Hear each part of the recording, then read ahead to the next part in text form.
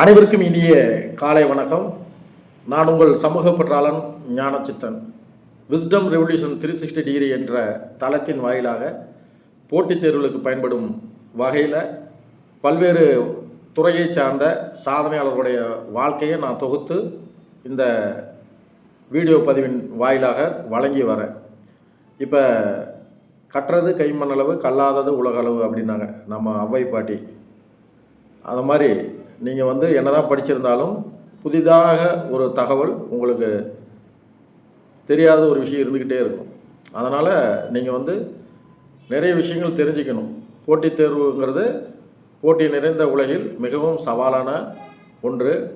அதனால் இப்போ ஒவ்வொரு நாளில் முக்கியமான தினங்கள் என்ன, முக்கியமான நிகழ்வுகள் என்ன, அந்த நாளில் பிறந்த சாதனையாளர்கள் யார், அந்த நாளில் மறைந்த சாதனையாளர்கள் யார் அப்படின்னு டீட்டெயிலாக நம்ம பார்த்துட்டு வரோம்.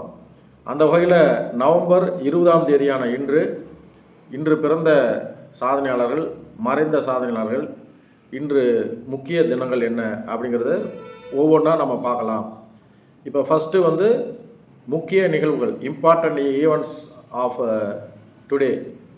நவம்பர் 20ஆம் தேதி நடைபெற்ற முக்கிய நிகழ்வுகள் என்னன்னா, 1947ஆம் ஆண்டு இளவரசி 2ஆம் எலிசபெத் அவர்களுக்கும் இளவரசர் பிலிப் அவர்களுக்கும் லண்டனில் திருமணம் நடைபெற்றது. இப்போ 2ஆம் எலிசபெத் அவங்க 70 ஆண்டுகள் இங்கிலாந்து அரசியாக இருந்தவங்க. அதாவது 70 ஆண்டுகள் 214 நாட்கள் இங்கிலாந்தின் அரசியாக இருந்தவங்க. இங்கிலாந்து அரசியாக மட்டும் இல்லை, காமன்வெல்த் அமைப்பின் தலைவராகவும் இருந்தாங்க. இப்போ காமன்வெல்த் அமைப்புன்னா உங்களுக்கு நல்லாவே தெரியும். பிரிட்டிஷ் அரசாங்கம் எங்கெங்கெல்லாம் ஆட்சி புரிந்ததோ அந்த நாடுகளெல்லாம் ஒன்று சேர்ந்து தான் காமன்வெல்த் அமைப்பு உருவானது. காமன்வெல்த்தில் மொத்தம் 64 நாடுகள் இருக்கின்றன. இப்போ இங்கிலாந்து அரசர் அவங்களுக்கு ஒரு சிறப்பு இருக்குது. என்ன அப்படின்னா, அவங்களுக்கு நம்பர் பிளேட் கிடையாது. அதே மாதிரி மன்னராட்சி முறை இன்றும் அங்கே தொடர்ந்து நடைமுறையில் இருக்குது. அது மட்டும் இல்லை, அவங்க எல்லா உலகின் முதல், அதாவது குடிமகன்ங்கிற மாதிரி உலகின் முதல் நபராக கருதப்படுகிறார். அதற்கு காரணம் என்னென்னா, அவங்க மன்னராட்சி முறை அங்கே இன்னும் கடைபிடிக்கப்படுவதால். அடுத்ததாக பார்த்தோம்னா, 1959ஆம் ஆண்டு குழந்தைகள் உரிமை சாசனம் ஐநா அவையால் ஏற்றுக்கொள்ளப்பட்ட தினம்.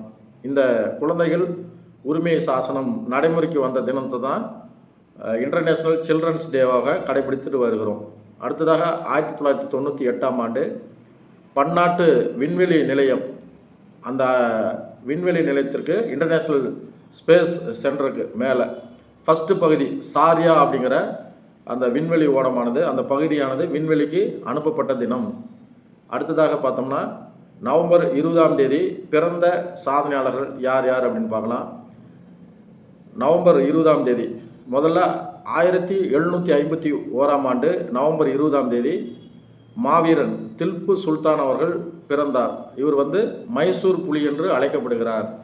அவர் பிறந்தது நவம்பர் 20, 1751, மறைந்தது டிசம்பர் 29, 1799. இப்போ ராக்கெட் தொழில்நுட்பத்தை முதல்ல போரில் பயன்படுத்தியவர் இவர் தான்.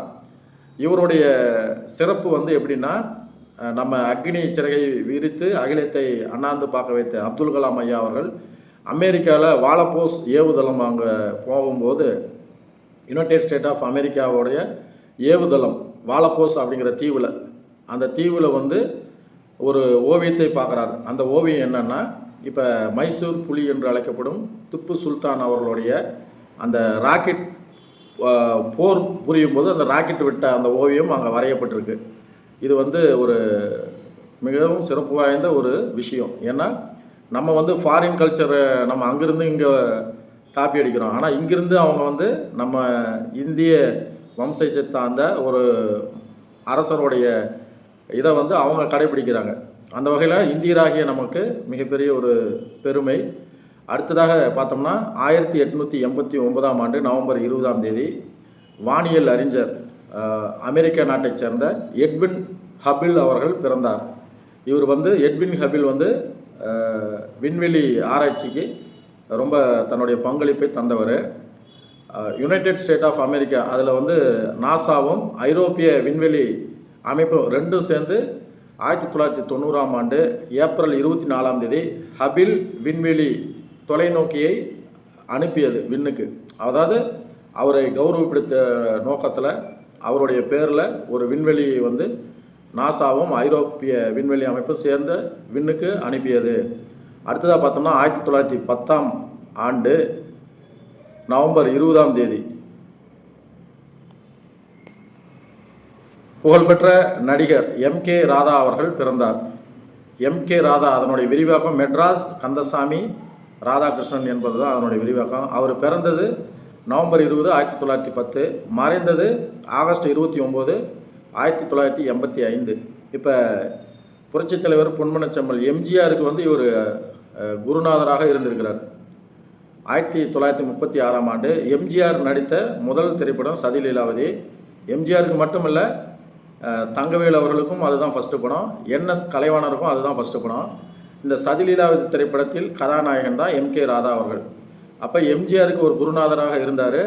ஆரம்ப காலத்தில் அதாவது எம்ஜிஆர் வந்து இவரை பார்த்து வியந்து திகைத்து ரொம்ப இருக்கும்போது, பிற்காலத்தில் எம்ஜிஆர் வந்து ஃபேமஸான நடிகர் ஆகும்போது, அப்புறம் முதலமைச்சரான பிறகு இவருடைய கலைமாமணி விருது வழங்கும் விழாவில் எம்ஜிஆர் ஒரு முதலமைச்சர் ஒரு தன்னுடைய குரு அவர்கள் காலில் விழுந்து ஒரு ஆசீர்வாதம் வாங்கினார்.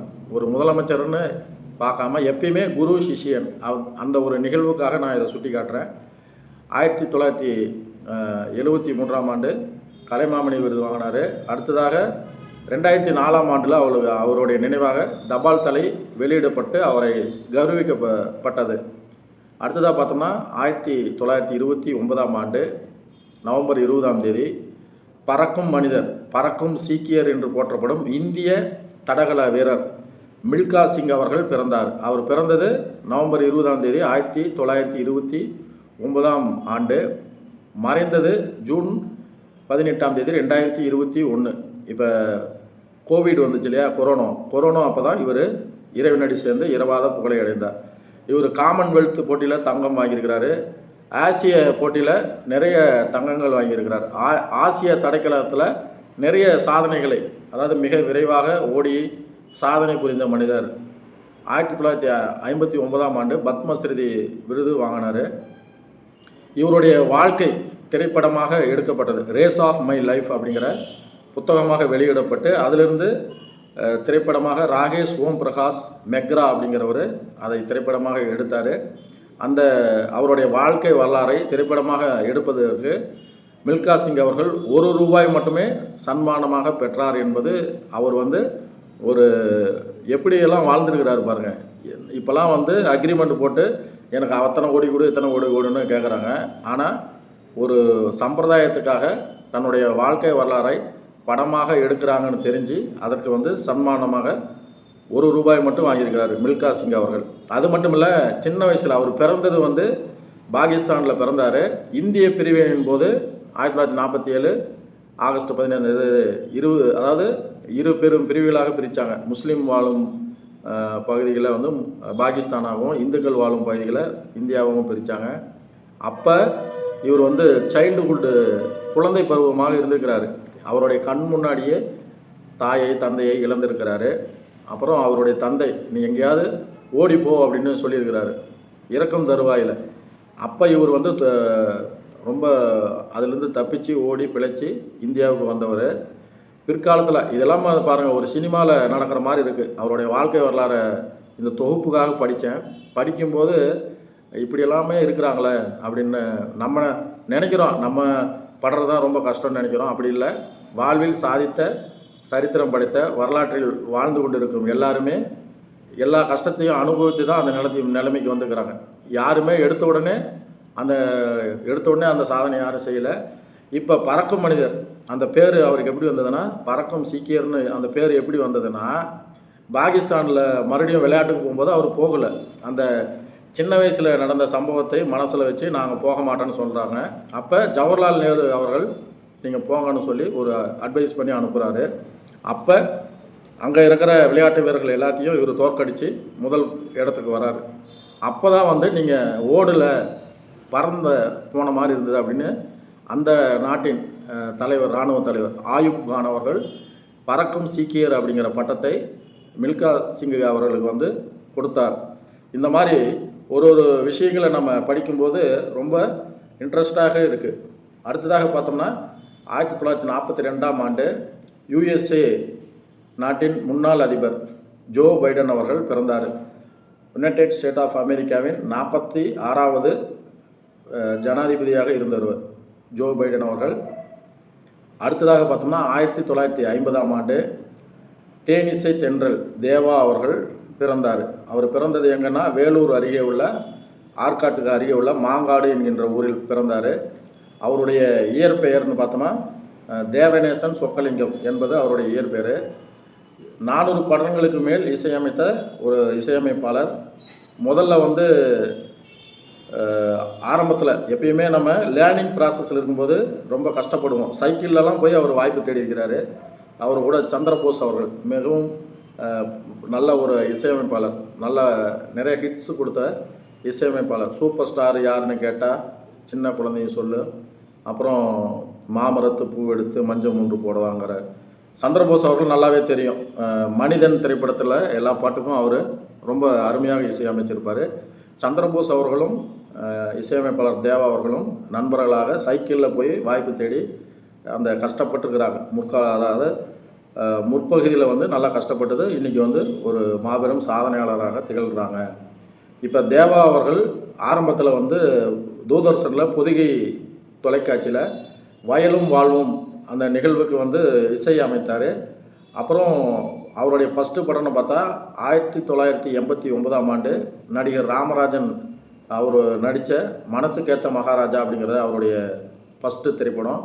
அடுத்தது நம்ம பிரசாந்த் அவர்கள் நடித்த வைகாசி பிறந்தாச்சு படம் வெளியே வந்து செம ஹிட்டு, எல்லா பாட்டும் ஹிட்டு. அப்போல்லாம் நான் வந்து ஒரு 5 வயசு பையன், எங்கே பார்த்தாலும் அந்த பாட்டு தான் ஓடிட்டு இருந்தது.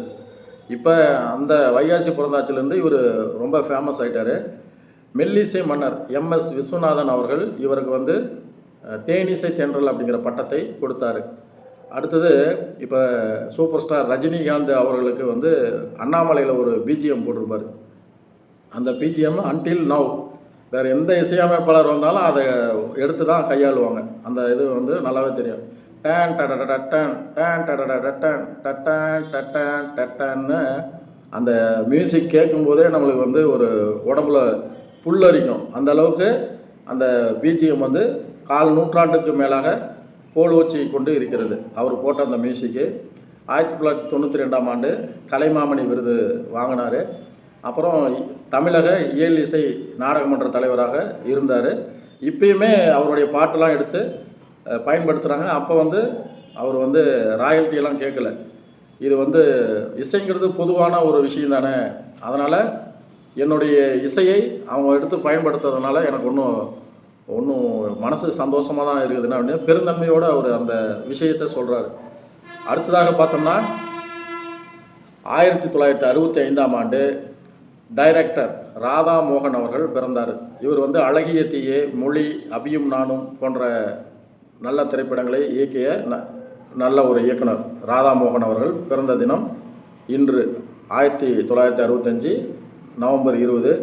அடுத்தது பார்த்தோம்னா 1980ஆம் ஆண்டு நம்ம தலை அஜித் அவர்களுடைய துணைவியார் ஷாலினி அஜித்குமார் அவர்கள் பிறந்தாங்க.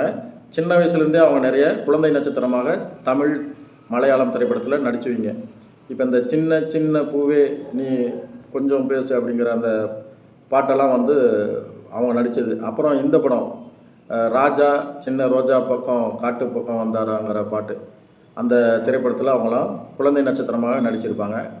அடுத்தது பார்த்தோம்னா 1989ஆம் ஆண்டு நடிகை தன்சிகா, பேராண்மை புகழ் தன்சிகா அவர்கள் பிறந்தாங்க. அடுத்ததாக பார்த்தோம்னா 1989ஆம் ஆண்டு காமன்வெல்த் போட்டியில் தங்கம் வாங்கிய மல்யுத்த வீராங்கனை பபிதா மேரி அவர்கள் பபிதா குமாரி அவர்கள் பிறந்தாங்க. பபிதா குமாரி அவர்கள் ஆசிய போட்டியில் தங்கம் வாங்கியிருக்கிறாங்க, காமன்வெல்த் போட்டியில் தங்கம் வாங்கியிருக்கிறாங்க. அடுத்ததாக பார்த்தோம்னா 2000ஆம் ஆண்டில் மெஹிலி கோஸ் அப்படிங்கிற வீரப்பெண்மணி 16 வயதிலேயே தேசிய துப்பாக்கி சுடும் போட்டியில் 9 தங்கத்தை வாங்கினவங்க, 9 பதக்கத்தை வாங்கினாங்க. அதே மாதிரி ஜப்பானில் நடந்த ஏர்கன் காம்படிஷனில் தங்கப்பதக்கம் வாங்கின சாதனை பெண்மணியாக மெகிலி கோஷ். அவங்க வந்து இப்போ 25 வயது தான் ஆகுது, சின்ன பொண்ணு. அவங்க நிறைய துப்பாக்கி சுடுதலில் நிறைய சாதனைகள் படைக்கிற ஒரு வீரமங்கையாக திகழ்கிறாங்க. அடுத்ததாக நவம்பர் 20ஆம் தேதி மறைந்த சாதனையாளர்கள் யார் யாருன்னு பார்க்கலாம். 1910ஆம் ஆண்டு நவம்பர் 20ஆம் தேதி ரஷ்ய எழுத்தாளர், புகழ்பெற்ற நாடக எழுத்தாளர் லியோ டால்ஸ்டாய் அவர்கள் மறைந்தார். லியோ டால்ஸ்டாய் வந்து இலக்கியத்தில், அதாவது ரஷ்ய இலக்கியத்தில் தன்னுடைய அழுத்தமான கால் தடத்தை பதிவு செய்தவர் அவர். அடுத்ததாக 1963ஆம் ஆண்டு இசை மேதை, சங்கீத சக்கரவர்த்தி என்று போற்றப்படும் ஜி ராமநாதன் அவர்கள் மறைந்தார். ஜி ராமநாதன் அவர்கள் அவர் வந்து முறைப்படி சங்கீதம் கற்றுக்கொள்ளாமல் கேள்வி ஞானத்தாலவே தன்னுடைய திறமையை வளர்த்து கொண்டவர். எப்படி அந்த வகையில் நம்ம மேக்சிமம் கேள்வி ஞானத்தால் வெற்றி பெற்றவர்கள் நிறைய இருக்கிறாங்க.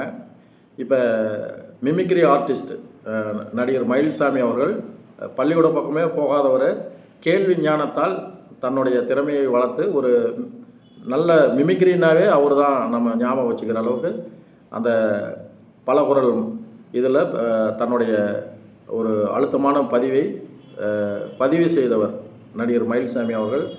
அதே மாதிரி நிறைய பேர் இருக்கிறாங்க. இவங்க வந்து குமரிமுத்து அவர்கள், நடிகர் குமரிமுத்து பள்ளிக்கூட பக்கமே போகாதவங்க. அவர் வந்து தமிழ் இலக்கியத்தை பற்றி அவ்வளோ அற்புதமாக பேசக்கூடியவர். இப்போ நம்ம நடிகவேல் எம்ஆர் ராதா அவர்களும் அந்தளவுக்கு படிக்கவில்லை என்றாலும் அந்த வசனங்களை மிக அற்புதமாக உச்சரிக்கக்கூடிய ஒரு சிறந்த நடிகவேல் எம்ஆர் ராதா அவர்கள். இவங்கெல்லாம் வந்து கேள்வி ஞானத்தால் தன்னுடைய வாழ்க்கையில் ஜெயிச்சுவிங்க. இப்போ திருவிளையாடல்னு ஒரு திரைப்படம் பார்த்துருப்பீங்க. அந்த திரைப்படத்தில் பாட்டும் நானே பாவமும் நானேங்கிற பாட்டில் காம்படிஷன் வரும். அப்போ வந்து அதில் வந்து ஒரு கதாபாத்திரம் வரும். அதில் வந்து சிவாஜி கணேசன் அவர்கள், நான் எங்கே இப்போ படித்தேன், நீங்கள் பாடுறத டெய்லியும் கேட்டுட்டு இருந்தேன், அதில் பாடினதான் அதில் ஒன்று எடுத்து விட்டேன், அதில் அது பயந்துட்டு அந்த இவர் வந்து ஓடிடுவார், அப்படி போட்டியாளர் வந்து ஓடிடுவார்னு சொல்லுவார். அதுதான் கேள்வி ஞானம். அடுத்ததாக பார்த்தோம்னா 2022ஆம் ஆண்டு புகழ்பெற்ற வசனகர்த்தா, அதாவது 500 படங்களுக்கு மேல் வசனம் எழுதிய வசனகர்த்தா ஆரூர் தாஸ் அவர்கள் வந்து மறைந்த தினம். இப்போ எம்ஜிஆர் சிவாஜி திரைப்படங்கள், பல திரைப்படங்கள் வசனம் வந்து வலிமையாக இருக்கும், எளிமையாக இருக்கும், இனிமையாக இருக்கும். அதற்கு காரணம் யாருன்னா ஆரூர் தாஸ் அவர்கள். இப்போ அவருடைய இயற்பெயர்னு பார்த்தா ஜேசுதாஸ். அவருடைய இயற்பெயர் ஜேசுதாஸ். அவர் சொந்த ஊர் வந்து திருவாரூர். எப்பயுமே தன்னுடைய ஊருக்கு, பிறந்த ஊருக்கு புகழச்சேரு, வளர்ந்த நாடுக்கு பெருமை தேடுன்னு ஒரு பாட்டு இருக்குது. அந்த மாதிரி திருவாரூரில் பிறந்ததுனால திருவாரூர், ஆரூர் சேர்த்து அந்த இயேசுதாஸில் தாஸ் எடுத்து ரெண்டையும் போட்டு ஆரூர் தாஸ் அப்படின்னு தன்னுடைய பெயரை மாற்றிக்கொண்டு வசனகர்த்தாவினாவே நம்பர் 1 வசனகர்த்தா. அவர் தமிழ் சினிமாவில் அழுத்தமான தன்னுடைய பதிவை தடம் பதித்தவர் வசனகர்த்தா ஆரூர் தாஸ் அவர்கள். இன்றைய செய்திகள் எல்லாமே புதுமையாகவும் உங்களுக்கு மிகவும் பயனுள்ளதாக இருக்கும். இந்த தகவல் அனைத்தையும் நீங்கள் மனசில் பதிய வச்சு நீங்களும் ஒரு வெற்றியாளராக வர வேண்டும். உங்கள் வாழ்க்கை இந்த சமூகத்தின் மேன்மைக்கு பாடுபட வேண்டும் என்பது என்னுடைய தொலைநோக்கு பார்வை. இந்த நல்ல தகவலை 4 பேருக்கு பகிருங்க. எனக்கு வந்து விளம்பரம் கிடைக்கணுங்கிறதெல்லாம் 2வது பட்சம்தான். இப்போ நான் எதுக்கு இது மெனக்கட்டு எடுத்து செய்கிறேன்னா, நான் ஒரு ஐஏஎஸ் எக்ஸாம் எழுதிட்டு இருந்தேன், ஆக முடியல என்னால். படிக்கிற மெத்தட் நல்லா தெரியும் எனக்கு. இப்போ வாழ்வில் சாதிக்கும் மனிதர்கள் வந்து சாதிக்கிறாங்க, சாதிக்க முடியாத மனிதர்கள் போதிக்கிறார்கள். இப்போ நான் பல காரணங்களால் என்னால் அந்த இடத்த அடைய முடியல. அதற்கு குடும்ப சூழல் ஒரு பக்கம், நான் வேலை செய்கிற பணியும் ஒரு பக்கம். இப்படி இப்போ சும்மா ஓடினா ஓடிடலாம் ஒரு இலக்கை நோக்கி. நம்ம காலில் 2 இந்த பக்கம் குடும்பம், இந்த பக்கம் வேலை, இது 2ஐயும் கட்டி விட்டா 2 குண்டு மாதிரி 2 கட்டிக்கிட்டால் எப்படி ஓட முடியும்? அந்த மாதிரி சூழலில் தான் நான் வந்து ஒரு பட்டம் வானில் பறக்க வந்து காற்று மட்டும் போதாது, அதற்கு தகுந்த இயற்கை சூழலும் அமையணும். இப்போ பட்டம் விடும்போது மழை பெய்யாமல் இருந்தால் தான் விட முடியும். அதே மாதிரி பட்டம் விடும்போது நூலு வேணும், வாளு வேணும். அதே மாதிரி அதற்கான சூழல், வெயில் அடிக்கணும், அதே சமயம் காற்றும் அடிக்கணும். இப்படி ஒரு பட்டம் பறப்பதற்கு இத்தனை விஷயங்கள் தேவைப்படுது. அப்போ ஒரு மனிதன் வாழ்வில் பட்டம் பெறுவதற்கு, வான் புகழ் அடைவதற்கு எத்தனை தடைகளை தகர்த்து நம்ம அடைய வேண்டியதாக இருக்குது. அதனால் என்னுடைய நோக்கம் என்னென்னா, யாம் பெற்ற இன்பம் பெருக வையகம்தான். கல்விங்கிறது வந்து ஒரு விளக்கு மாதிரி, ஒரு மெழுகுவர்த்தி மாதிரி. ஒரு இதை ஏற்றி விட்டோம்னா அது 1000 விளக்க கூட ஏற்றி வச்சுட்டே போகலாம். அந்த பணியை தான் நான் செய்கிறேன். நான் படித்த கல்வியால் இந்த சமூகம் மேம்படணும் அப்படிங்கிறது தான் என்னுடைய விருப்பம், ஆவல், ஆசை, குறிக்கோள், லட்சியம், கோலு, ஆம்பிஷன், நீங்கள் எதை வேணாலும் வச்சுக்கலாம்.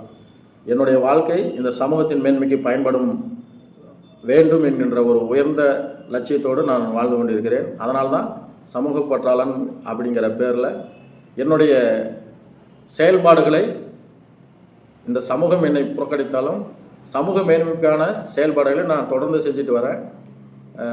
எல்லாருமே யாம் பெற்ற இன்பம் பெருவைகன்னு சொல்கிற மாதிரி நான் எப்படி வாழ்க்கையில் ஜெயிச்சனோ அதே மாதிரி நீங்களும் ஜெயிக்கணுங்கிறதான் ஒரு உடன்பிறவா சகோதரனாக கேட்டுக்கிறேன்.